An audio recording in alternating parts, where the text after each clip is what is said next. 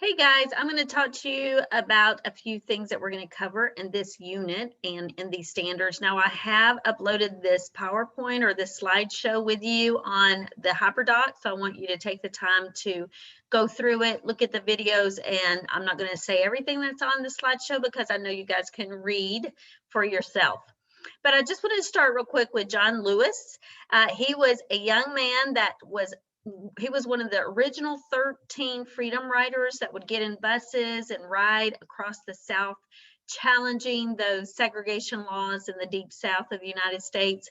He was early chairman of SNCC, which was the Student Nonviolent Coordinating Committee. He was part of the March on Washington with MLK Jr. He was severely beaten during the bloody Sunday March from Selma to Montgomery. In fact, that was televised live, and a lot of people were amazed at how violent those police officers were with these peaceful protesters, and it really did actually help the changes that were made in the mid-1960s. He was a U.S. House of Representatives member from Georgia from 1986 until his death in 2020. Now, as far as SNCC goes, like I said, John Lewis was an early leader.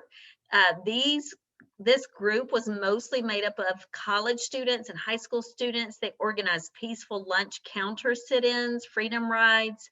They were part of the Freedom Summer, which was a great big push to register African Americans to vote in the South. They were instrumental in the Albany movement. All right, another great organization that came up in was developed in 1957 was called the Southern Christian Leadership Conference. It was led by MLK Jr. It started in North Carolina, but quickly they moved their headquarters to Atlanta. So make sure you read through all of these things that the Southern Christian Leadership Conference did. Sometimes Dr. King and John Lewis would disagree about the outcomes of some of the events that they organized together and worked together, but they were great friends. They greatly respected each other, and they made a lot of incredible positive changes, especially in the Deep South.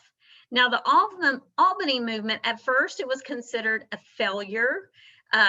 Because of, the televised events of Bloody Sunday and how people responded.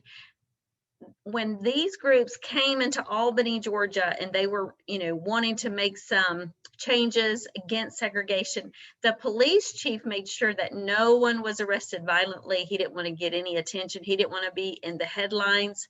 And as soon as MLK came into town, anytime that MLK went, the news came. He was big news wherever he showed up. So they very quickly not arrested him and then turned around and released him. But all the other people that was arrested with him, they were kept in jail for weeks. So basically there was no one left to protest. Martin Luther King Jr. left town pretty quickly.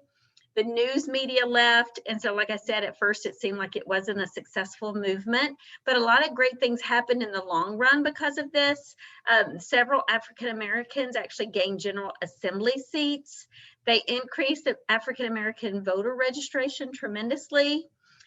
They helped SNCC organize more successful protests later. And also commissioners removed a lot of the segregation statutes from their book. So this was overall a great success. Now the March on Washington, this is where MLK gave his famous I Have a Dream speech. I encourage you guys to Google that, look that up. I mean, just an incredible man, an incredible message. He was just, so inspirational. There were over 250,000 people that attended the March on Washington. You can stand right on the Washington Memorial where he stood and, just kind of capture that whole moment if you ever get a chance to go to Washington, D.C. yourself.